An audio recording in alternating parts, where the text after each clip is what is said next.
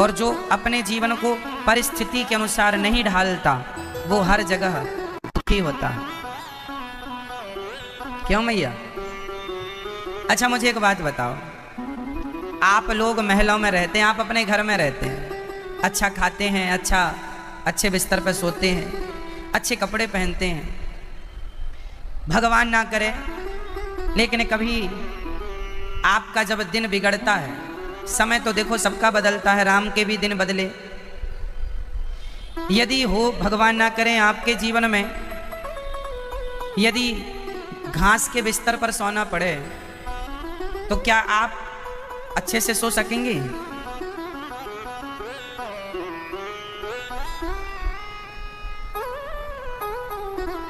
पूरी रात आपको नींद नहीं आएगी, कल तक कहां सो रहे थे आज कहां। लेकिन धन्य है मेरे राम, 14 साल तक उसी घास के बिस्तर पर वही पुराने से कपड़ों को पहनकर, वलकल वस्त्र, ना पहनने को अच्छा था ना खाने को अच्छा था, बस अपने माँ बाप की आज्ञा का पालन करना है, जैसे हो जाए कर लो, धर्म का पालन करना है, जैसे धर्म निभ जाए निभा लो। इसलिए संतोष जरूरी है जीवन में। राम के जीवन में संतोष है, चाहत नहीं है। बड़े छोटे भैया को राज्य मिल गया अयोध्या का, भरत राजा बनेंगे, अब कैकेयी माँ ने मांग लिया है कि भरत को राजा, राम को वनवास। तो राम को कोई टेंशन नहीं है कि मेरे अब आपको कोई संपत्ति मिलने वाली हो और वही संपत्ति आपके भैया को मिल जाए, थोड़ी देर के लिए आपको लगेगा कि ये तो मेरा था, मेरा है, आप केस भी डाल सकते हैं। लेकिन राम जी ने जीवन में क्या सीखा है, क्या सिखाया है? त्याग। क्या सिखाया है? त्याग। जो व्यक्ति जितना त्यागी होगा उतना सुखी होगा, और जो व्यक्ति जितना लोभी होगा उतना दुखी होगा। जिसे कुछ चाहिए वो दुखी है, और जिसे कुछ नहीं चाहिए वो सुखी है। कितनी बढ़िया बढ़िया परिभाषाएं हैं जीवन में सुख की, कम शब्दों में, लेकिन अब कोई इन्हें जीने लग जाए, जान जाए, समझने लग जाए, बदल जाएगा जीवन। इसलिए सुख है त्याग में। सुख किसमें है? बोलो।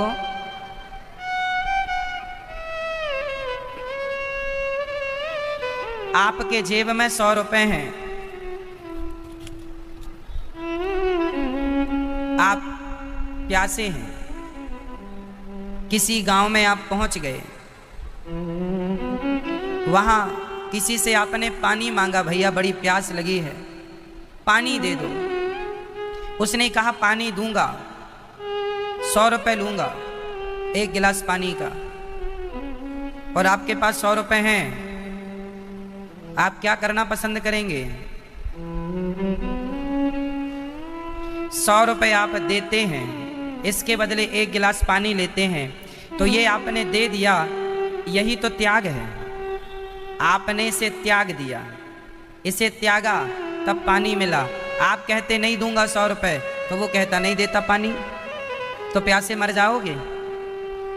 तो सुख कब मिला? त्याग में। अब नहीं त्यागते, पकड़े रहते, नहीं दूंगा, पकड़ा हूं, तो सुख है। सुख पकड़ने में है कि त्यागने में, छोड़ने में? सुख पकड़ने में है कि छोड़ने में? जोर से। इसलिए कहता हूं संसार में रहो, लेकिन संसार को पकड़ो मत। पकड़ना है तो भगवान के चरणों को पकड़ो, संसार से मोह ना रखो। त्याग में सुख है। सुख किसमें है? त्याग में। इसलिए त्यागना सीखो। जीवन में क्या होना जरूरी है? त्याग। हमारे साधु संत अपनी माँ को, अपने बाप को, परिवार को, अपनी इच्छाओं को त्याग देते हैं कि नहीं? जब ये साधु संत इतना बड़ा बड़ा बड़ा बड़ा त्याग कर सकते हैं, तो आप जरा सा त्याग नहीं कर सकते? हम ये नहीं कहते कि पत्नी को त्याग दो, हम ये नहीं कहते पुत्र को त्याग दो, पत्नी पुत्र को मत त्यागो, आपके अंदर की बुराइयों को त्यागना शुरू करो, आपके अंदर की गलत इच्छाओं का त्याग करना शुरू करो, और जीवन में जो मिल रहा है, दे रहे हैं विधाता, संतोष रखना शुरू करो।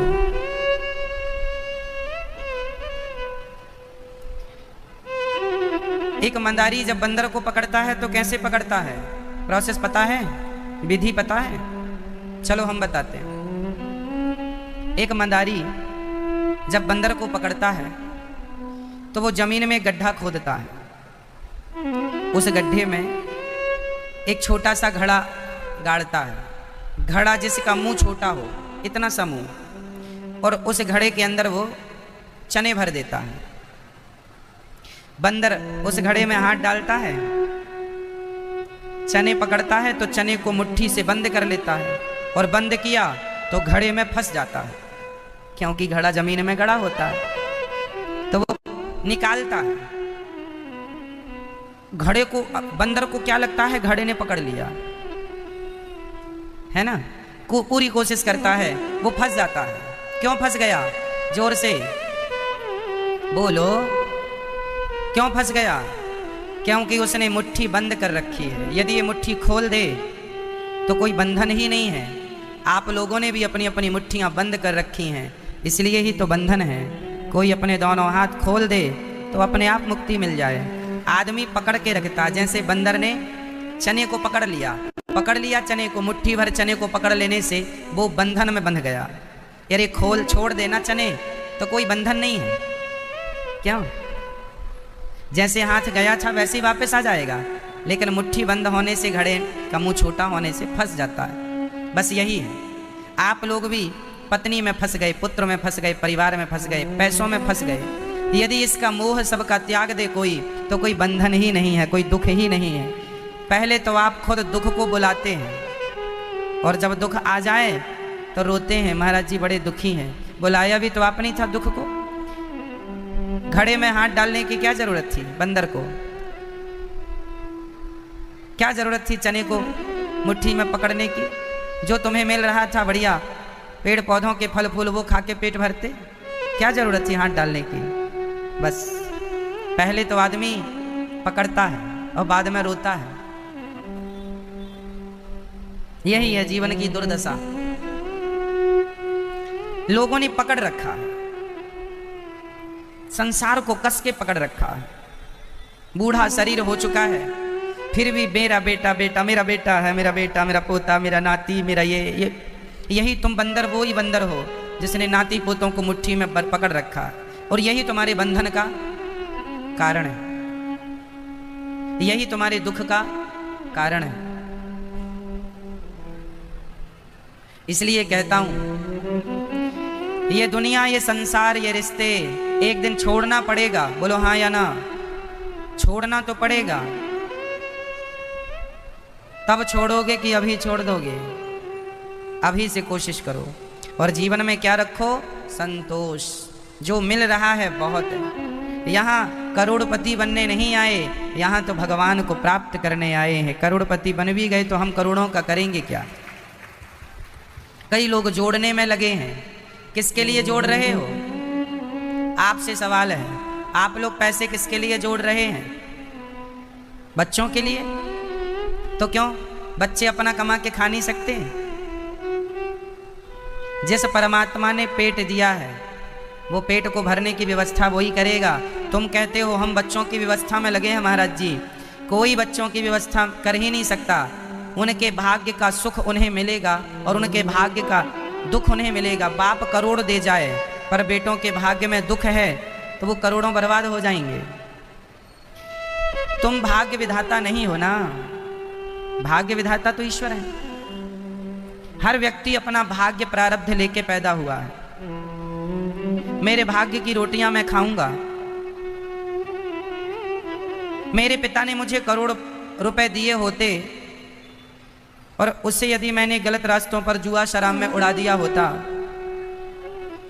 तो भाग्य में दुख है तो पैसा कहीं से भी चला जाएगा, और भाग्य में सुख है तो कहीं से भी आ जाएगा। इसलिए बच्चों के लिए जोड़ने की जरूरत नहीं है। जोड़ना है तो धन मत जोड़ो, जोड़ना है तो धर्म को जोड़ो, पुण्य करो, पुण्य के पायो जी मैंने राम रतन धन पायो। ये धन जोड़ने का है, वो कोई जोड़ता नहीं है राम नाम का धन, कागज के टुकड़ों के पीछे पड़े हुए। बताओ कितने बाप अपने बेटों के लिए जोड़ जोड़ के रख गए, लेकिन बेटे उड़ा रहे हैं कि नहीं? करोड़ों की संपत्तियों को बच्चे साल 2 साल में उड़ा के बराबर कर देते हैं। बोलो हाँ या ना? ऐसे हैं या नहीं संसार में? और ऐसे बच्चे भी हैं जिनके बाप ने 1 भी रुपए नहीं दिया, मेहनत करके अपने मेहनत के बल पर करोड़ों की संपत्ति इकट्ठी कर लेते हैं। तो पूत कपूत तो क्यों धन संचय, और पूत सपूत तो क्यों धन संचय। जोड़ना है तो बच्चों के लिए धन ना जोड़िए, बच्चों के लिए संस्कार जोड़िए, संस्कार दीजिए। बेटा संस्कार रखो। पैसों का क्या करोगे? पैसे तो आप कमा लोगे, पैसे तो कभी भी कमाए जा सकते हैं, संस्कार कभी भी नहीं कमाए जा सकते। संस्कार तो माता पिता गुरु से मिलते हैं। इसलिए आज के माँ बाप लापरवाह हैं, वो बच्चों को संस्कार नहीं देते बिल्कुल। बस सारी जिंदगी पैसा लूट लूट के 2 रुपए की चीज 20 रुपए में बेच बेच के बेईमानी कर करके बच्चों को दे रहे हैं। लो बेटा ऐश करो। बच्चे क्या कर रहे हैं? उसी पैसे से ले जाके शराब पी रहे हैं, पराई औरतों के संग नाच रहे हैं। वारों में क्या होता है मैंने देखा नहीं, सुना है लोगों से। वार बड़े बड़े शहरों में ना वार होते हैं, वहाँ पे डिस्को की व्यवस्थाएं होती हैं, ऐसा मैंने सुन रखा है। बहुत सारी लड़कियां वहाँ होती हैं नाचने के लिए, बड़ी बाप की औलादें वहाँ जाती हैं, 50-50 हज़ार में एंट्री होती है, वहाँ जाके नाचते हैं उन औरतों के संग, पैसा उनके ऊपर लुटाते हैं, उनके संग शराब पीते हैं, उनके संग झूमते नाचते हैं। बाप ने बेईमानी करके पैसे कमाए थे तुम्हारे लिए और तुमने उड़ाया स्त्रियों पर, तो बाप भी नरक जाएगा, तुम भी नरक जाओगे। पानी का धन पानी में, नाक कटे बेईमानी में। लोग समझते नहीं हैं, लोगों को लगता है बस बच्चों को पैसा दे जाओ, पैसा दे जाओ, पैसा। अरे पैसा ना दे जाओ, संस्कार दे जाओ, अच्छी शिक्षा दे जाओ, योग्य बना जाओ, टैलेंट सिखाओ, काबिलियत दो। पैसे की जरूरत ही नहीं है, पैसे उतने ही दो जिसमें कि वो बिजनेस व्यापार स्टार्ट कर लें, बाकी तो फिर चलता चलता करोड़ कमाएगा। योग्यता है आप में तो आप करोड़ों कमा सकते हैं, और योग्यता नहीं है साहब तो करोड़ों 2 दिन के लिए नहीं होंगे। कितने बच्चे ऐसे हैं जो बापों की जमीन बेच बेच के सब बराबर कर चुके हैं और आज भीख मांग रहे हैं, भैया 5,000 दे दो। बाप ने करोड़ों दिया और आज ये पड़ोसी से 5,000 की भीख, भैया 5,000 दे दो, बच्चों की फीस भरनी है। क्योंकि तुमने जब था उड़ाया, दुरुपयोग किया। तो मुझे जल्दी बोल के बताओ, बच्चों को धन दोगे या संस्कार? जोर से और जोर से, क्या जरूरी है भैया? क्या दोगे? संस्कार। तो जीवन में संस्कार चाहिए। माँ बाप आजकल के पता नहीं कब समझेंगे हमारी बात। जीवन में संतोष चाहिए, संतोष। एक कहानी सुनाता हूं आपको, बिल्कुल सत्य। बताइए सबसे पावरफुल, बलवान, सबसे ऊपर ऊंचाई पर उड़ने वाला पक्षी कौन है? सबसे बलवान पक्षी का नाम बताओ। आज जो प्रेजेंट में सबसे ऊपर उड़ता है, सबसे बलवान है, उसका नाम है बाज। उसका नाम है बाज।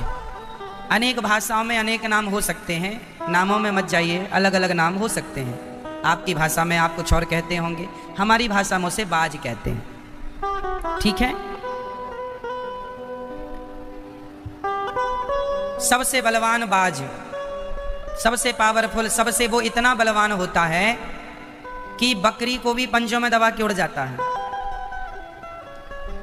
आजकल तो वैसे बाज मिलते नहीं हैं उस प्रकार के, फिर भी आज का जो जंगली बाज होता है वो बकरी को उड़ा के ले जाएगा। यदि बकरी का बच्चा है, पावर 20 किलो तक का वजन वो उठा सकता है, ये समझ लीजिए, भाग जाता। यदि पावरफुल बाज है तो आपको और हमें भी उठा के भाग जाएगा, लेकिन ऐसे बाज अब नहीं है। जंगल में कहीं कहीं डिस्कवरी इत्यादि में ये बाज देखने को मिल जाते हैं। तो जो बाज की पत्नी होती है मादा, जब वो अंडे रखती है तो वो अंडे ऐसे पेड़ पर रखती है जो सबसे ऊंचा हो, ऊंचाई पर।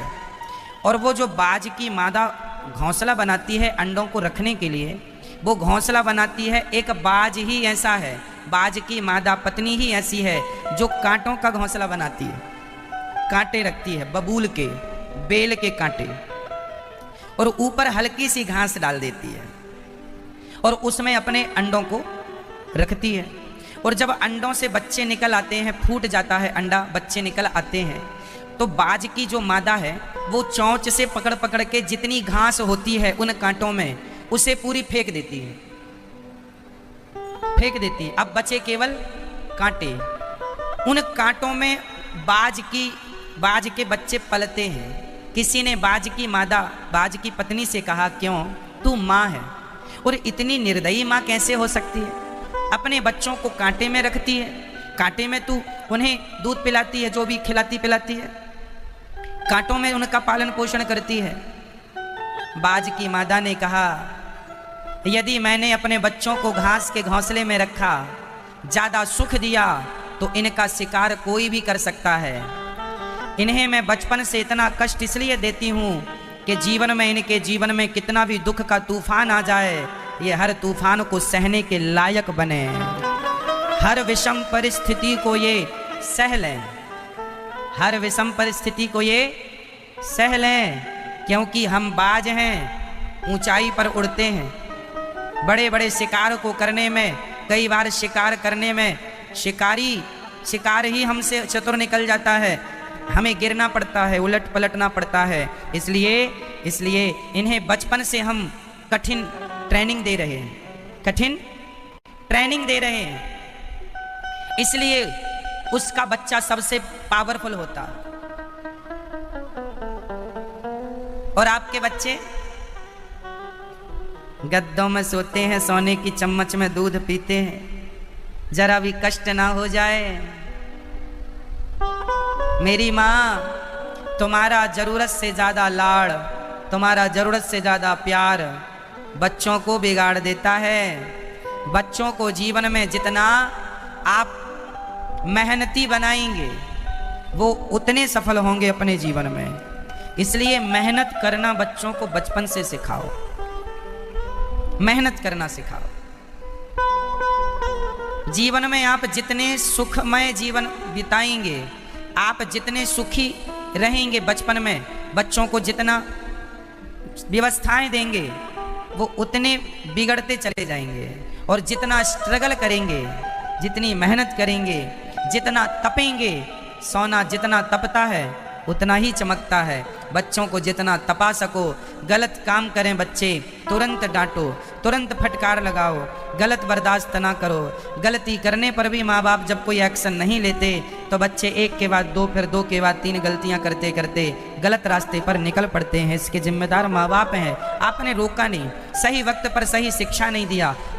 माता सीता ने अपने बच्चों को, लव कुश को जंगल में कैसे पाला है? राजा के बेटे हैं, मर्यादा पुरुषोत्तम भगवान के पुत्र हैं। कितनी कठिन शिक्षा दी माता ने, कैसे पाला है, ताकि हर परिस्थिति को ये सह लें। हमने अपने जीवन में, बैठ जाइए, हमने अपने जीवन में परिस्थितियों को सहना सीखा है। हम गद्दों में भी सो लेते हैं और हम जमीन पर भी सो लेते हैं। हम तो पत्थर पर सो लेते हैं, हम पेड़ पर चढ़कर सो लेते हैं, हम तो माटी पर सो लेते हैं। हाँ जी, जीवन की हर परिस्थितियों में जीना हमने सीखा है। जीवन की हर परिस्थितियों में रहना, जीना हमने सीखा है। बस सुख के आदी मत बनना। गारंटी नहीं है कि सारी जिंदगी सुख ही मिलेगा। पता नहीं किस मोड़ पर आकर के दुख का सामना करना पड़े। इसलिए दुख आएगा तब दुख में रहना सीखोगे। तो दर्द ज़्यादा होगा। पहले से ही हर हालातों के लिए अपने आप को मजबूत करके चलो, पता नहीं किस हालात में जीवन गुजारना पड़े।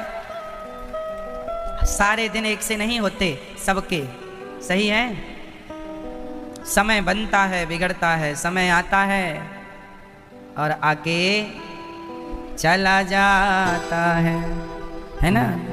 ये समय है, आया चला गया। समय किसी का एक सा नहीं रहा। एक सा समय किसी का रहा हो तो बताओ, आपका रहेगा? नहीं। जब आपका समय अच्छा होता है, पैसे आप कमाते हैं तो उड़ाते उड़ाते हैं, ये गाड़ी वो गाड़ी, ये ले लिया, फिजूल का ये खर्चा कर लिया, 5,000 की शर्ट खरीद ली, है ना, 500 रुपए का पेन खरीद लिया, ये शौक पूरा। और जब लॉकडाउन लगा, भैया थोड़ा सा आटा दे दो, चावल खत्म हो गए। जब पैसा था तो उड़ाए, और समय विपरीत आ गया तो हाथ पसारने लगे। यही है अपने समय का दुरुपयोग। कौन सा समय कब आकर खड़ा हो जाए, कैसा समय आ जाए, हर समय के लिए अभी से तैयार रहना सीखो, तैयारी करो। अच्छे वक्त को आए अच्छा समय, संभालो उसे। बुरा वक्त भी आएगा, यदि बुरा है तो अच्छा आएगा, अच्छा है तो बुरा आएगा। इसलिए हर समय का सदुपयोग करना सीखो और जीवन में संतोष रखना। गौ धन गज धन बाज धन और रतन धन खान, जब आवे संतोष धन सब धन धूरी समान। सबसे बड़ा धन कौन सा? सबसे बड़ा धन क्या है आपसे? संतोष। जितना दिया विधाता ने। विदुर जी का नाम सुना होगा आपने। भगवान जब लीला, सुखदेव भगवान ने संतोष की बात कही। भगवान सब कुछ देने वाले हैं। अकामः सर्व कामो वा मोक्ष कामा उदारधि। चतुश्र भगवान नारायण ने ब्रह्मा जी को प्रकट किया, चतुश्लोकी भागवत सुनाई। अहमेवासमे वाग्रे नान्यद्यद सत्सत्परम पश्चादहम यदे तच्च यो वशिष्येत सोष्म्यहम् ऋतेर्थम यत् प्रतीयेत न प्रतीयेत चात्मनि तद विद्यादात्मनो मायाम यथा भासो यथा तमः। जब भगवान लीला पूरी करके गए तब विदुर जी महाराज मैत्रेय जी के पास गए। भगवान शांति दूत बन के आए हैं। विदुर जी का नाम सुना है आपने? कौन है ये? भगवान कृष्ण के क्या लगते हैं रिश्ते में? काका। काका, काका किसे बोलते हैं? हाँ? चाचा को क्या बोलते हैं? काका काकी। भगवान श्री कृष्ण इन्हें अपना चाचा मानते हैं, काका।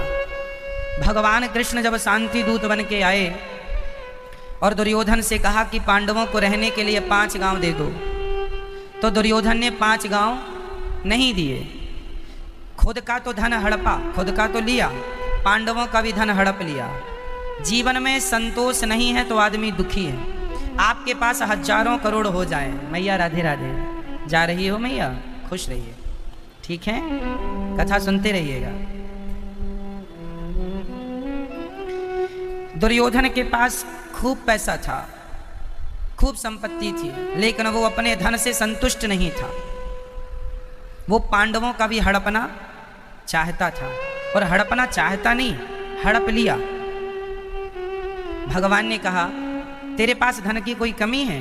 पांडवों को रहने को 5 गांव दे दे। बोला 5 गांव नहीं, मैं सुई की नोक बराबर भी नहीं दूंगा, सुई की नोक बराबर भी मैं नहीं दूंगा। अंत में यही हुआ। भगवान ने कहा देख दुर्योधन, इतना लोभ करना उचित नहीं। नहीं माना। जो आदमी, जो व्यक्ति दूसरों का धन हड़प ले, उसका परिणाम यही है जो दुर्योधन का परिणाम हुआ। शांति दूत बन के आए, 5 गांव क्या सुई की नोक बराबर जमीन नहीं दिया।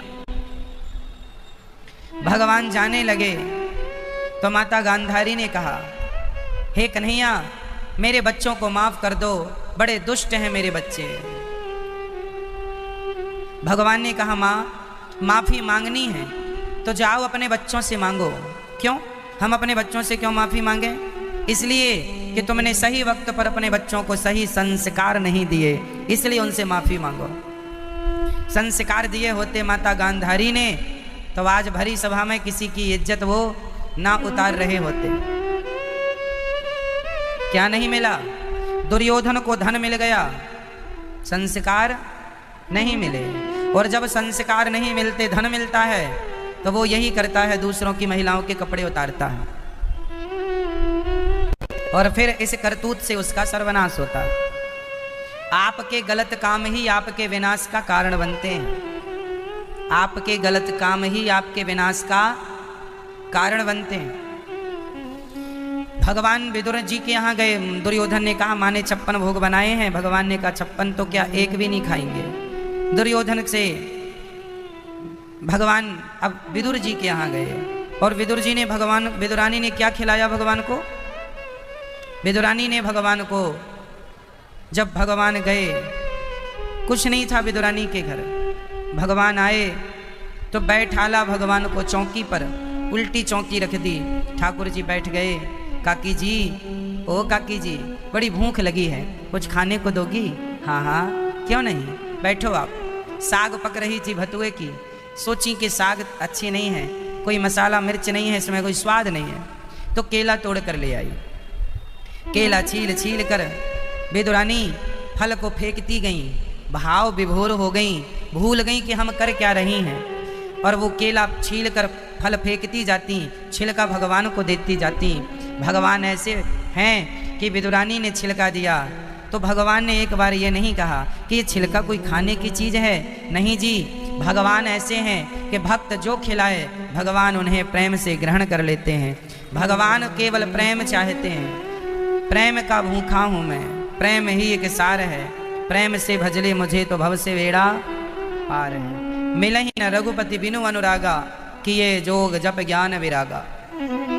मोहन प्रेम बिना नहीं मिलते, चाहे कर लो कोटि उपाय। भगवान क्या चाहते हैं? प्रेम। इसलिए भगवान को प्यार कीजिए बस। क्या खाते हैं भगवान? छिलके खाते हैं। तो आप भी छिलके खवाएंगे भगवान को? नहीं।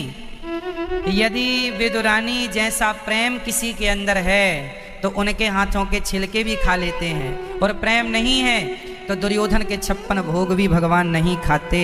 भगवान कोई मेवा मिष्ठान की चाहत नहीं रखते, वो केवल प्रेम चाहते हैं। आप हमसे प्रेम कीजिए बस।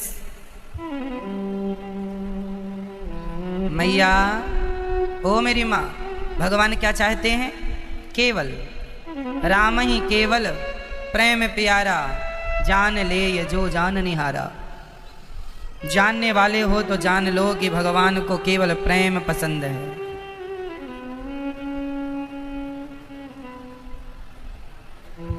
ठीक है।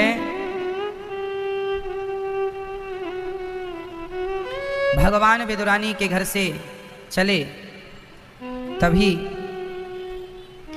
भगवान विदुर जी को देखते विदुर जी आए और विदुर जी ने भगवान को 56 भोग परोसा, मेवा मिष्ठान खाते हुए भगवान बोले काका जी, जो स्वाद मुझे इन छिलकों में आया है वो स्वाद आपके 56 भोग में नहीं है, क्योंकि ये प्रेम था भगवान। इसके बाद आगे चले। विदुर जी महाराज से मैत्रेय जी ने कहा, सारी दुनिया सुख के लिए कर्म करती है, दुख इसलिए मिलता है क्योंकि संसार में दुख ही है। भगवान नारायण से ब्रह्मा जी उत्पन्न हुए, ब्रह्मा जी से शिव जी, और मनु शत्रुपा का प्राकट्य हुआ ब्रह्मा जी से। 12 भगवान प्रकट हुए, पृथ्वी की स्थापना करते हैं। पृथ्वी की स्थापना करके श्री हिरण्याक्ष को मार के 12 भगवान ने पृथ्वी को स्थापित किया। बोलिए 12 भगवान की। सनकादि, फिर 12 भगवान, फिर ब्रह्मा जी की सृष्टि क्रम चालू हुआ। ब्रह्मा जी से 2 लोग हुए, दाहिने अंग से मनु, वाम अंग से शत्रुपा। नाम पड़ा मनु और शत्रुपा। मनु की 5 संतानें हुई, 3 बेटियां 2 बेटे। आकुति, देवहूति, प्रसूति 3 बेटियां, प्रियव्रत, उत्तानपाद 2 बेटे। आकुति का विवाह रुचि प्रजापति से हुआ, जो यज्ञ भगवान जिनके यहाँ प्रकट भये। देवहूति का विवाह करदम जी से हुआ। देवहूति कौन है? मनु जी की दूसरे नंबर की बेटी। करदम जी कौन है? ब्रह्मा जी के पुत्र। ब्रह्मा जी के पुत्र हुए करदम जी, और मनु जी की बेटी हुई देवहूति। एक दिन मनु जी अपनी बेटी को लेकर गए, करदम जी से कहा, महाराज आप जैसा तपस्वी कौन होगा, मेरी बेटी से विवाह कर लो। पहले का बाप अपनी बेटियों का विवाह योग्य लड़के से करता था, जो तपस्वी हो, भक्त हो। आजकल का बाप पैसे वाले को ढूंढता है, भले लफंगा हो, भला उल्टा काम करता हो, लेकिन पैसे वाला होगा तो चलेगा। क्यों?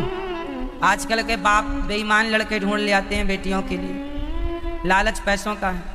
मेरी बेटी सुखी रहेगी, सुन लो, तुम्हारी बेटी पैसों से सुखी नहीं, योग्य लड़का होगा तो योग्य लड़के के संग लड़की खुश रहेगी, पैसे वाले के संग खुश रहेगी, इसकी गारंटी कौन लेगा? इसलिए आपको चाहिए कि बेटी के लिए योग्य लड़का चाहिए। योग्य कैसा? जो भगवान से जुड़ा है, धर्म से जुड़ा है, ऐसे लड़के चाहिए। आजकल के लड़के तो शराब पीते हैं, गलत रास्ते पर चलते हैं, है ना। आजकल की लड़कियों को भी वही लड़के पसंद हैं। आजकल की लड़कियां खुद 2-4 लड़के रख के चलती हैं अपने जेब में, सब नहीं कुछ, वो तो अपने जेब में रख के चलती हैं। तो उन्हें भी लड़का भी ऐसा चाहिए कि जो लड़कियों को रख के चले 2-4, तो उनका तालमेल बैठ जाता है। संस्कारों से आजकल किससे लेना देना है? संस्कारों की कोई बात करता नहीं। लड़के का बाप लड़की देखने जाता है तो बातें कैसी करता है? कढ़ी बना लेती हो, खीर बनानी आती है, ढोकला बना लेती हो, गुजिया बना लेती हो, कहाँ तक पढ़ी हो? सब बना लेती है, सब बनता है उसे, होशियार है वो, तुम्हारे जैसे नहीं है। कोई ये नहीं पूछता कि, कोई ये नहीं देखता कि लड़की में संस्कार कितने हैं। गोरी होनी चाहिए, भले वो आके लाठियां बजाने लग जाए, मारे तो मारे, पिट लेंगे, जूते खा लेंगे, पर गोरी हो, गोरी दिखने में अच्छी हो, भले उसका मन कितना भी गंदा हो, पर दिखने में खूबसूरत होनी चाहिए। आज की दुनिया खूबसूरती में ही तो मर रही है। पहले के लोग संस्कार देखते थे लड़कियों में, लड़कों में, आज के लोग केवल खूबसूरती देखते हैं।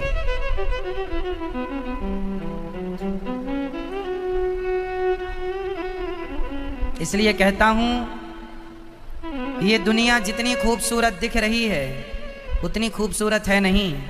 पूतना भी बहुत सुंदर दिख रही थी, पर भरा था अंदर जहर, हाँ या ना। इसलिए जरूरी नहीं है कि आप खूबसूरत लड़की लाएं, खूबसूरत लड़का लाएं, संस्कारी लाइए। खूबसूरती होनी चाहिए, पर तन में नहीं, मन की खूबसूरती होनी चाहिए। संस्कार खूबसूरत हो तो अच्छा है, जोड़ी चलेगी, निभेगी। करदम जी जैसा लड़का ढूंढा मनु जी ने अपनी बेटी के लिए। करदम जी ने कहा, हम तो जंगली आदमी, भजन करने वाले, अपनी बेटी का जीवन हमारे साथ क्यों बांध रहे? कोई राजकुमार से शादी करो, हम तो जंगल में रहते हैं। नहीं जी, आप जैसे तपस्वी से बेटी विवाहेगी तो हमारा पिता होना सफल हो जाएगा और इसका पत्नी होना सफल हो जाएगा कि आप जैसा त्यागी तपस्वी पति प्राप्त हो। पहले की बातें अलग थीं, आज की बातें अलग हैं। पहले माँ बाप लड़की को सिखाया करते थे, बेटी तेरा ससुराल ही तेरा घर है, तेरा पति ही तेरा भगवान है, आज के बाद तेरी सास ही तेरी माँ है, तेरा ससुर तेरा पिता है, तेरा देवर ही तेरा छोटा भैया है, हम सबको भूल जाना। और सुन, थोड़ी थोड़ी बातों को सहन करना बेटा, ससुराल में सहना पड़ता है। पहले की माँ ऐसे सिखा करके बेटियों को भेजा करती थी, सुन थोड़ी थोड़ी बातों में परेशान ना हो जाना। सास ताने मारेगी, सास कुछ कहेगी, चुप रहना, ये सोच के कि तेरी माँ है। मैं भी तुझे डांटती हूँ ना, तू चुप रहती है, वो भी तेरी माँ है। आज से मैं तेरी माँ नहीं, मैंने तो तेरा दान कर दिया, कन्यादान। अब से तेरी माँ सास है, तेरा बाप ससुर है, तेरा भगवान पति है। मंदिर मत जाना, पति को ही मंदिर मान के सेवा पूजा करना। पति यदि मंदिर जाना तो पति के संग मंदिर जाना। पति को लेकर मंदिर जाना, पति के पीछे पीछे चलना, पति जहां जाए पति के हर निर्णय में साथ देना, यदि पति कोई गलत निर्णय ले उसे समझाना, उसका मित्र बनकर, यदि पति को कहीं चोट लग जाए तो बहन बन के सेवा करने लग जाना, पति को जरूरत पड़ जाए भोजन प्रसादी कराना। स्त्री जब अपने पति को भोजन कराती है तब वो माँ के रूप में होती है, जब वो अपने पति को कोई दवाई लगा रही होती है तो बहन का रूप होता है, जब वो अपने पति को कोई सलाह दे रही होती है तो वो मित्र के रूप में होती है, और जब वो अपने पति के संग शयन करती है तब वो पत्नी के रूप में होती है। तो नारी के अलग अलग स्थानों में अलग अलग रूप होते हैं। ये सारी बातें एक माँ सिखाती है अपनी बेटी को, लेकिन आजकल की मम्मियाँ, एडवांस मम्मियाँ ये कहती हैं बेटी ससुराल जा रही हो, 10 लाख दिया है दामाद जी को, 3-5 करें तो बताना, हम गुंडे तुरंत भिजवा देंगे, तैयार रखा है हमने, जेल में बनवाएंगे और पिटवाएंगे उन लोगों को, दामाद को जिसको बेटी दी है, जिसके पांव पूजे थे उसी को जेल में कुटवाती है, झूठा दहेज का आरोप लगा देती है।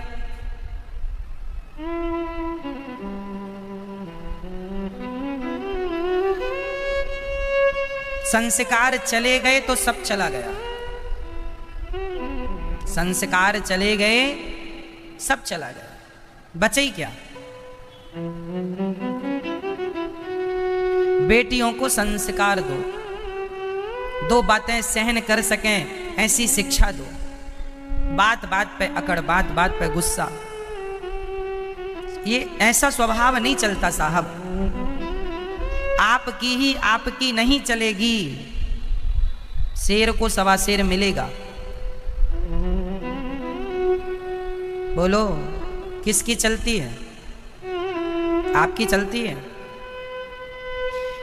पुरुष को भी थोड़ा संस्कार देना चाहिए बच्चों को, बेटा पत्नी का सम्मान करो, बेटा पत्नी लक्ष्मी होती है, पत्नी की इज्जत करो। बाप को, माँ को चाहिए कि वो अपने बेटे को भी संस्कार दे, बेटा पत्नी के सिवा पराई स्त्री की तरफ आंख उठाकर ना देखना, यही तुम्हारा धर्म है। ये शिक्षा दिया करो अपनी औलादों को, जो ताक झांक करते रहते हैं, ताकते रहते तुझको सांझ सवेरे। आजकल तो ताकते ही रहते हैं लोग, इसको ताक रहे हैं, उसको ताक रहे हैं, उसको ताक रहे हैं, संस्कारहीन होते चले जा रहे हैं लोग, किसी को फिक्र नहीं है। देख लेना यदि यही हाल रहा बहुत बड़ा नुकसान हो जाएगा। हम और आप यदि सुखी होना चाहें तो संस्कार दीजिए।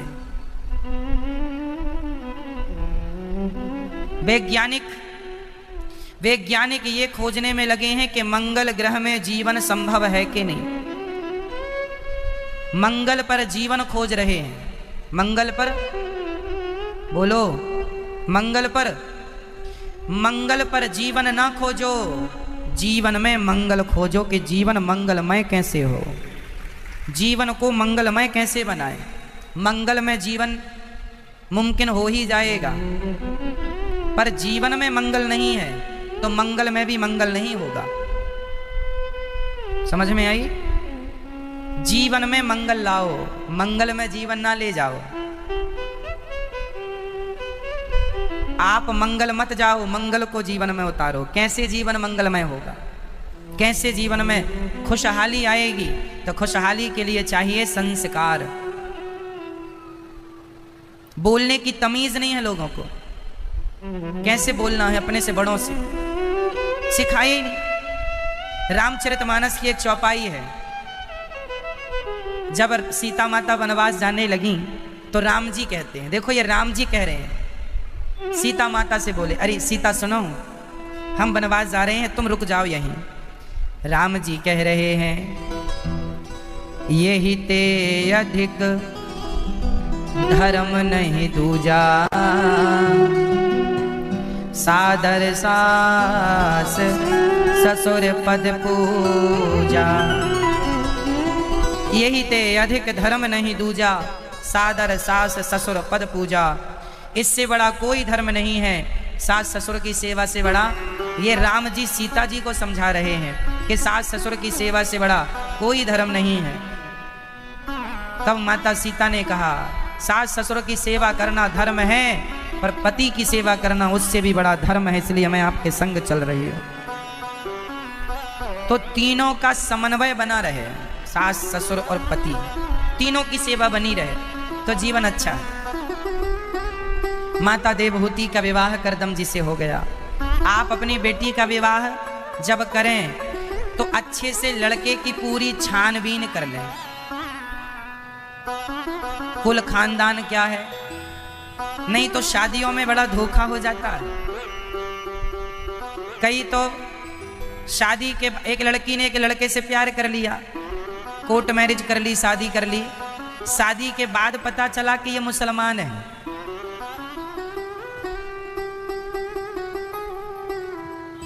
शादी के पहले आधार कार्ड चेक किया नहीं, कुल खानदान देखा नहीं, विश्वास में रही।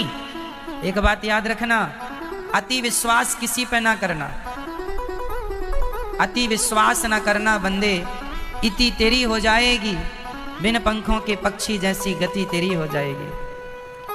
अति विश्वास किसी पर ना हो। कोई कुछ बातें ऐसी आपके घर की हैं जो आप विश्वास करके अपने दोस्त को बता देते हैं, पर वो दोस्त आपकी बातों को समाज में बोल देता है। आपको विश्वास था कि ये नहीं बोलेगा, इसलिए कुछ चीजें गुप्त ही रखो, कितना भी तुम्हारा आपसी का आदमी हो। अति विश्वास ना करना।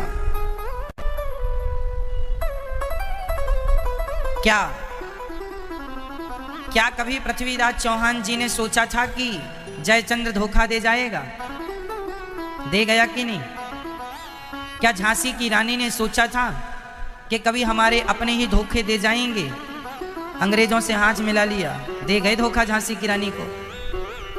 गद्दार बाहर से नहीं लाने पड़े, यहाँ घर घर गद्दार हैं। क्या कभी किसी ने सोचा था कि कैकेयी जैसी माँ जो राम से अत्यधिक प्यार करती थी वो राम को वनवास भेज देंगी? क्या दशरथ जी ने कभी सोचा था? दशरथ जी की मृत्यु का कारण कैकेयी बन गई। सबसे ज्यादा प्यार करते थे कैकेयी को, सबसे ज्यादा विश्वास था कैकेयी में, लेकिन लालच आदमी को कहाँ ले जाए, कब किसकी नीयत बिगड़ जाए, कब किसकी बुद्धि बिगड़ जाए। लालच के कारण कैकेयी जैसों की बुद्धि बिगड़ गई, तो आप किस पर विश्वास कर सकते हैं? इसलिए कुछ बातें गुप्त रखा करो अपने घर की, आपको ही पता हो। अति विश्वास के कारण कह देने से बाद में नुकसान होता है।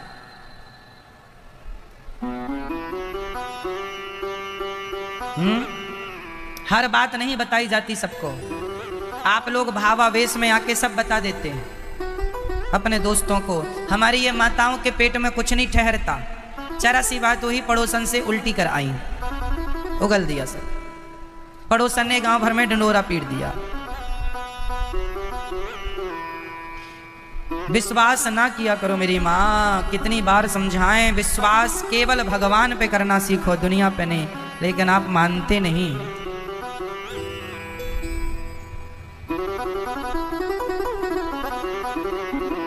अधिक विश्वास नहीं। जैसे सुनो, जैसे आप शादियों में जाते हैं ना, शादियों में आपकी बेटी है 13 साल की, 14 साल की। अक्सर ये घटनाएं शादियों में कैसे घटती हैं आपको पता नहीं है। कुछ घटनाओं का मैं जिक्र कर रहा हूं, शायद आप सावधान हो जाएं।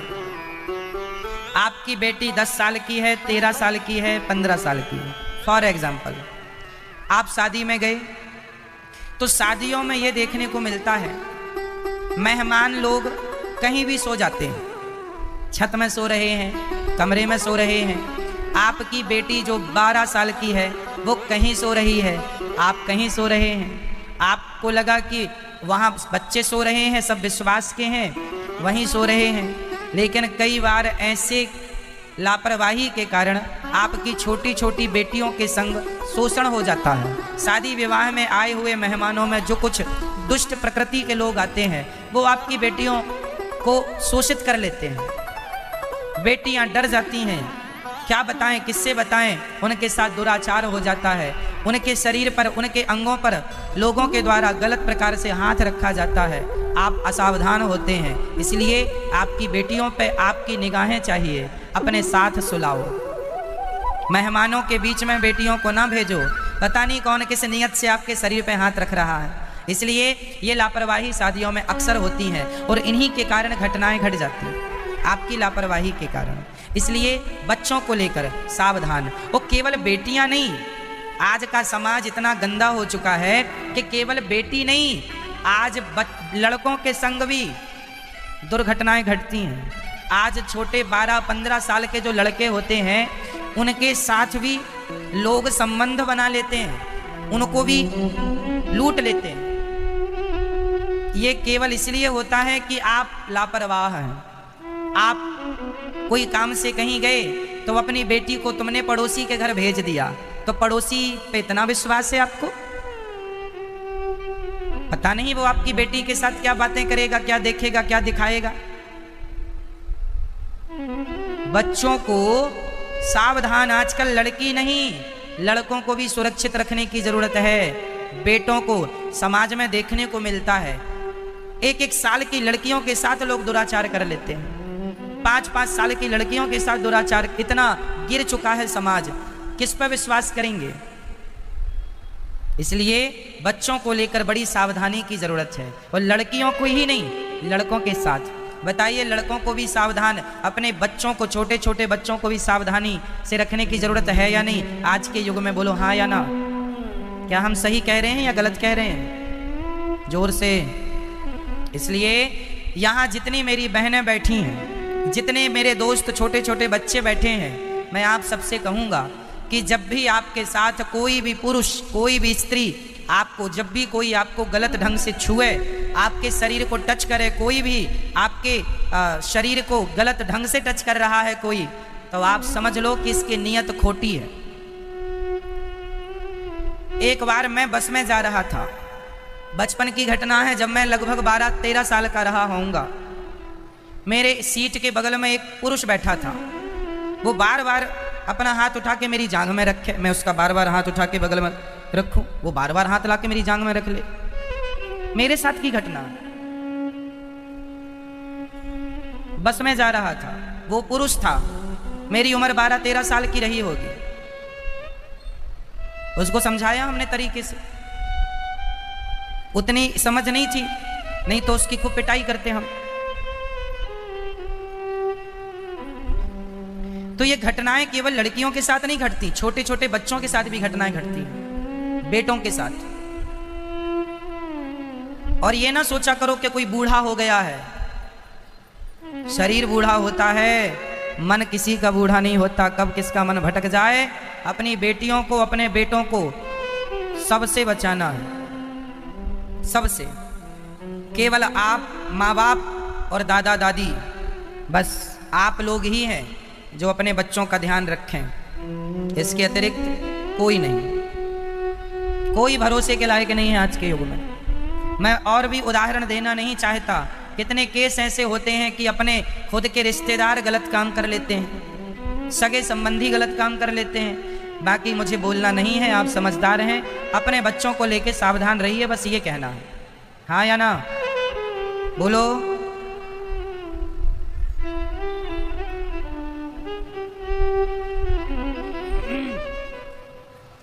जीवन में घटनाएं सब प्रकार की कभी भी कहीं भी घट सकती है, बस सावधानी ही है, बस। इसलिए बेटी और बेटों के लिए बहुत जागरूकता की जरूरत है। भगवान की कृपा से मनु जी का विवाह, मनु जी की बेटी का विवाह करदम जी से हुआ। करदम जी ने अपना गृहस्थ जीवन स्टार्ट किया, और गृहस्थ जीवन कहाँ से शुरू हुआ? भगवान के चिंतन से, भगवान की चर्चा से। तो देखो, बात ऐसी है कि जब शादी हुआ करे, शादी होने के बाद अपने गृहस्थ जीवन की शुरुआत कैसे करनी चाहिए? शादी हो तो पहले वृंदावन आओ, बिहारी जी का दर्शन करो, और गुरुजनों की कथा सुन के गृहस्थी कैसी चलानी है ये संस्कार प्राप्त करो। संस्कार जब आप प्राप्त करेंगे तो संस्कारवान संतान आपकी होगी। इसलिए संस्कार जरूरी है।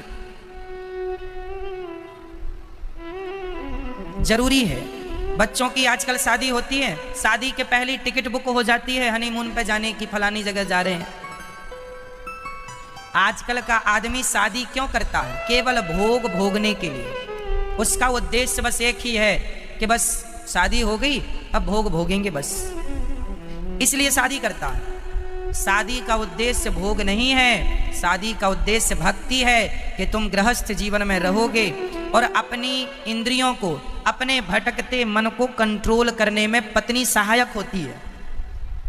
पत्नी की सहायता से मन पे काबू किया जा सकता है, पति की सहायता से मन पे कंट्रोल किया जा सकता है। कैसे बताओ? शादी क्यों की जाती है? शादी का उद्देश्य क्या है?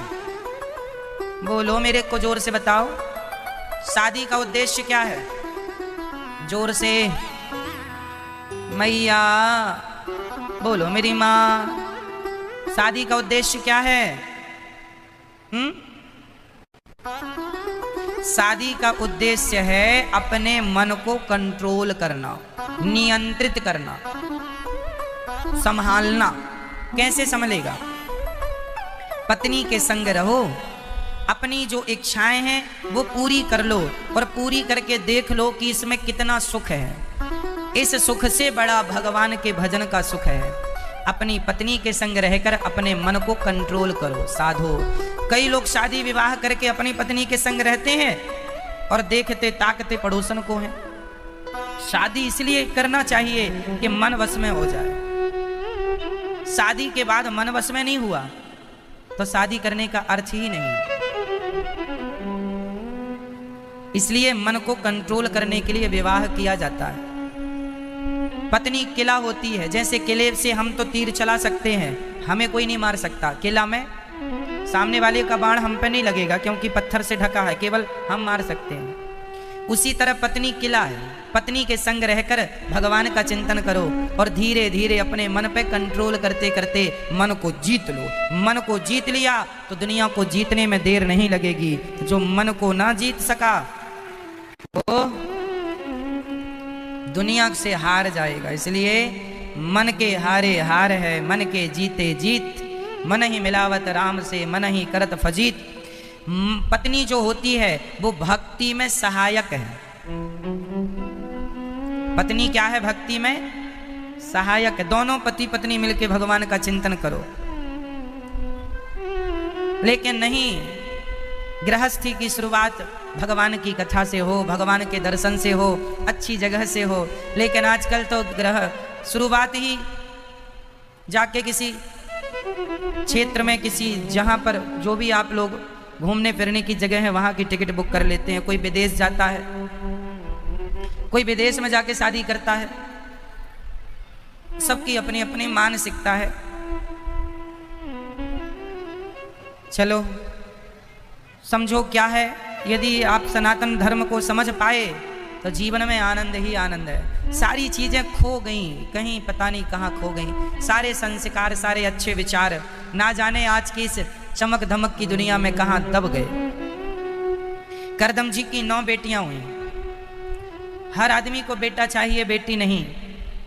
बेटा भाग्य से होता है। बेटा बोलो, बेटा भाग्य से होता है और बेटी सौभाग्य से होती है। 100 मतलब 100। सौभाग्य जागेंगे तो बेटी होगी और भाग्य जागेगा तो बेटा। एक भाग्य से बेटा और सौभाग्य से बेटी। लेकिन आजकल बेटा सबको चाहिए, बेटियां नहीं चाहिए। बेटी आई तो पेट में ही मरवा दिया। बेटी से नफरत है लोगों को, ना जाने क्यों। कुछ लोगों को, सबको नहीं। बेटी नहीं चाहिए, बेटा सबको चाहिए। बेटा तारेगा तो एक कुल को तारेगा, बेटी तारेगी तो दोनों कुलों को तारेगी। इसलिए बेटे से ज्यादा बेटी लाभदायक है। इसलिए कम से कम एक बेटी तो सबकी होनी चाहिए। बेटी भी होनी चाहिए। यदि आपकी नहीं है तो आप किसी गरीब परिवार की बेटी का विवाह करिए, कन्यादान करिए, गरीबों की सेवा। सारी बेटियों को अपनी बेटी मानिए और सेवा कीजिए। किसी बेटी को पढ़ा लिखा दीजिए, किसी गरीब बेटी को पढ़ाइए लिखाइए, किसी की शादी विवाह कर दीजिए, ये भी बेटी होना है। क्यों जी, ये भी बेटी होना है। धर्म की बेटी मान लीजिए, उसका पालन पोषण कीजिए, जो बने कीजिए, मान लीजिए, तो मान भी सकते हैं आप। करदम जी की 9 बेटियां हुई, एक से बढ़कर एक, अनुसुईया, अरुंधति, ये सब करदम जी की बेटियां। 9 बेटियों का विवाह करदम जी ने ब्रह्मा जी के 9 मानस पुत्रों से कर दिया। कला का मरीचि से, अनुसुईया का अत्रि से, श्रद्धा का अंगिरा से, हविर्भू का पुलस्त से, गति का पुलह से, ऐसे गति का, इसके बाद क्रिया का क्रतु से, ख्याति का भृगु से, अरुंधति माँ का वशिष्ठ से, अथर्वा का शांति से। 9 बेटियों का विवाह। अब करदम जी के 10वें हुए बेटा देवहूति के बेटा कौन? करदम जी के बेटे का नाम बताओ। क्या?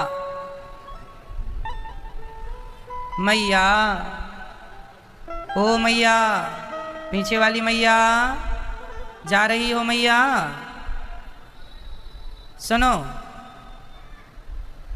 करदम जी के बेटे का नाम बताओ। कपिल, साक्षात भगवान कपिल रूप में प्रकट हो गए करदम जी के यहाँ। बोलिए कपिल देव भगवान की।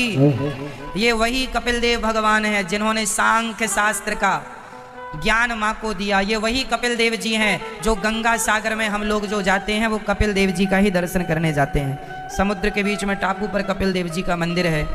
बाकी तीर्थ बार गंगा सागर, वहीं है कपिल जी का मंदिर। कपिल देव जी वही हैं जिन्होंने अपनी माँ को ज्ञान दिया। अपने बेटे से भी ज्ञान ले सकती है माँ, यदि बेटा लायक है तो। बेटा भी अपनी माँ को सदगति करा सकता है। भगवान की भक्ति का दान बेटा भी अपनी माँ को दे सकता है। करदम जी जाने लगे, बेटियां घर चली गईं, शादी कर दिया, बेटा हो गया। अब आज्ञा दो भजन करने जाएं। पहले लोग भगवान पाने के लिए उत्सुक रहते थे, आज भगवान को कोई नहीं चाहता, सबको संसार चाहिए। बूढ़े बूढ़े लोग, एक एक हड्डियां दिखाई पड़ने लगी हैं। साल महीने में मर जाएंगे, महीने भर में, साल भर में चले जाएंगे। बूढ़ा शरीर हो गया, जर्जर हो गया, लेकिन फिर भी माया नहीं छूटती, पैसे की मोह ममता नहीं छूटती। अभी भी पैसे कमा रहे हैं, हम ये नहीं कहते पैसे ना कमाओ, सारी जिंदगी कमा लिया है, अब धन पाए हो तो धर्म से जोड़ो, धर्म करो, दानम दुर्गति नाशनम। अब किसके लिए कमा रहे हो? बच्चों के लिए। बच्चे तो अपना कमा लेंगे, तुम क्यों मर रहे हो? ये उम्र पैसे कमाने की नहीं, आत्म कल्याण करने की। लड़कपन खेल में खोया, जवानी नींद भर सोया, बुढ़ापा देख के रोया। ये बुढ़ापा बड़ा दर्दनाक होता है। सारी जिंदगी आदमी कहता है मेरा बेटा मेरा बेटा, लेकिन जब बेटा पत्नी को लेके चला जाए तो आप हो जाते हैं अकेले। अब कोई नहीं है। कह रहे थे मेरा मेरा मेरा, कहाँ गए सब तुम्हारे? झूठी शान है आपकी, झूठी शान है, सब झूठी बातें। सच्ची बात तो यह है कि भगवान मेरे हैं, बेटा मेरा नहीं, बहू मेरी, पत्नी मेरी नहीं, पति मेरा नहीं, परिवार मेरा नहीं, मेरे तो गिरधर गोपाल, दूसरो ना कोई। ये मेरे हैं, ये बात समझ लो बस। ये दुनिया कहाँ तक साथ निभाएगी? आप लोग कहते हैं हम मर जाएंगे तो हमारे बाद क्या होगा? अरे तुम मरो तो पहले, सब अच्छा होगा, देख लेना आके बाद में। क्यों मैया? आपके बाद सब अच्छा होगा कि नहीं? आपके बाद जब आप मरेंगे तो आपके मरने के बाद पता नहीं सूर्य भगवान आएंगे कि नहीं आएंगे, पता नहीं आपके घर में रोटी बनेगी कि नहीं बनेगी। जिस दिन आप लोग मरेंगे उस दिन भी आपके घर का चूल्हा जलेगा, खिचड़ी बना के खा लेंगे लोग चुपचाप। खाना तो उस दिन भी नहीं छोड़ते लोग जब कोई मरता है। ये सब बातें हैं। हमारे बिना क्या महाराज जी, हमारे बाद क्या होगा? हमारे बच्चों का वही होगा जो तुम्हारे बाप के मरने के बाद तुम्हारा हुआ। बताओ मुझे, आप सबके बाप दादे मर गए कि नहीं? उनके बिना आपका कोई काम रुका फिर आप भी मर जाओगे, उनका भी कोई काम नहीं रुकेगा। इसलिए तुम तो अपना निकलो आराम से, ये झंझट ना पालो हमारे बाद क्या होगा, सब बढ़िया होगा, तुम जाओ। घर वाले तो चाह ही रहे हैं तुम निपटो, जा ही नहीं रहे हो तुम।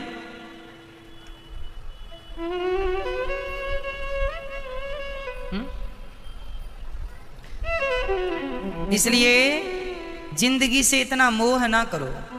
कई लोग ना मरने से बड़ा डरते हैं। कई लोग, एक बूढ़ी मैया 95 साल की बोली, महाराज कोई दवाई दिलवा दो। कौन सी दवाई? महाराज थोड़ी शक्ति आ जाए। शक्ति क्या करेगी शक्ति का मैया? अब कहाँ तुझे जंग लड़ने जाना है बुढ़ापे में? तुम्हें हल्दी घाटी का युद्ध जीतना है क्या?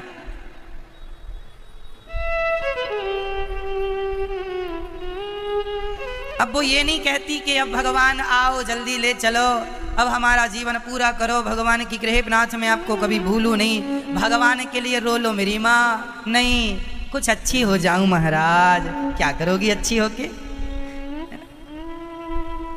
95 साल में कौन अच्छा होता है भैया? मरना ही नहीं चाहता आज का आदमी।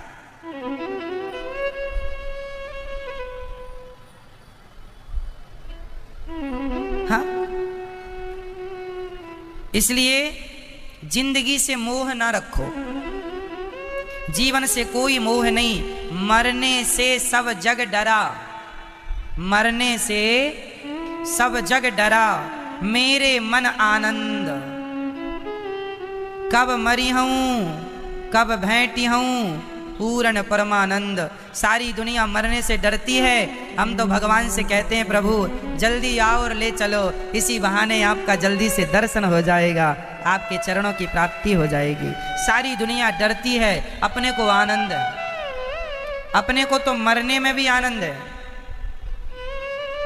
कब मरेंगे, कब ये जंजाल छूटेगा, लेकिन आज लोग छोड़ने नहीं चाहते। एक मैया 80-85 साल की गोबर उठा रही थी, टोकनी में भर लिया ज्यादा और बोलती जा रही है, मौत भी नहीं आती बहू काम कराती है बुढ़ापे में, मौत भी नहीं आती बहू काम कराती है बुढ़ापे में, मौत भी नहीं आती। यमराज वहां से निकल रहे थे, सुन लिया। यमराज जी को लगा चलो बुला रही है चलते हैं। आ गए यमराज जी, मैया चलो। कौन हो महाराज? यमराज हूं मैं, यमराज। तुम बुला रही थी ना, मौत नहीं आती, मैं आ गई। डर गई बूढ़ी मैया, हे भगवान यमराज जी आ गए इतने जल्दी? जल्दी है ये 85 की हो गई हो, क्यों आ गए? आपने तो बुलाया कि जल्दी आओ यमराज, मौत भी नहीं आती। मैया बोली क्या हम मजाक भी नहीं कर सकते? मजाक कर रहे थे और आप सही मान गए। अच्छा आ गए हो तो ये गोबर की टोकनी उठवा दो हमें। यमराज से गोबर उबर उठवा लिया, बोली बाद में आना, अभी जाओ। आ भी जाए तो मरना नहीं चाहते लोग।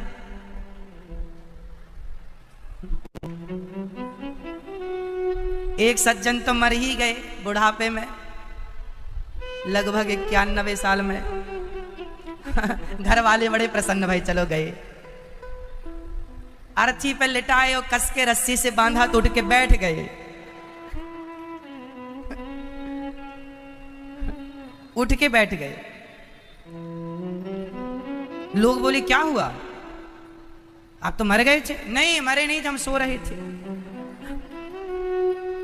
तो प्राण जाके मस्तिष्क में चढ़ गए, डॉक्टरों ने भी कह दिया मर गए। रस्सी वस्सी बांधने में जोर लगा होगा तो फिर वो यहाँ पंपिंग ऐसे ऐसे करते हैं ना, तो रस्सी बंधी तो पंपिंग हो गई तो प्राण आ गए, उठ के बैठ गए बुढ़ऊ। अब दूसरी बार 2-3 साल तक जिए फिर। घर वाले बड़े परेशान, अच्छा था चले गए थे, फिर आ गए। लो चलो कोई बात नहीं। 2-3 साल बाद जब मरे तो जब उन्हें मर गए तो जब उसमें लिटाया अर्थी पे, तो घर वाले कहते हैं और तो सब ठीक है, बांधने में थोड़ा आराम से बांधना। इस बार आराम से बांधना, कहीं इस बार ना उठ के बैठ जाए, बांधने का ख्याल रखना। तो ये दुनिया, इसलिए मृत्यु एक उत्सव है। मौत दुख का कारण, मौत से दुख नहीं होना चाहिए। इसलिए हमारे यहाँ जब मरता है ना कोई, तो बाजे बाजे बजाते हुए ले जाते हैं। क्यों? क्योंकि मौत भी एक उत्सव है। मृत्यु क्या है? उत्सव। लेकिन लोगों ने इसे रोने का एक केंद्र बना रखा है। केंद्र बना रखा है रोने का। बहुत दिन से रोए नहीं, चलो मर गए हैं फलाने, वहीं इकट्ठा रो लेंगे। फिर देखो लोग रोते हैं गजब गजब ढंग से। हमारी माताएं बहुत गजब रोती हैं। कोई पता बस चल जाए कोई मर गया है, फिर देखो अलग अलग आवाजों में रोती हैं।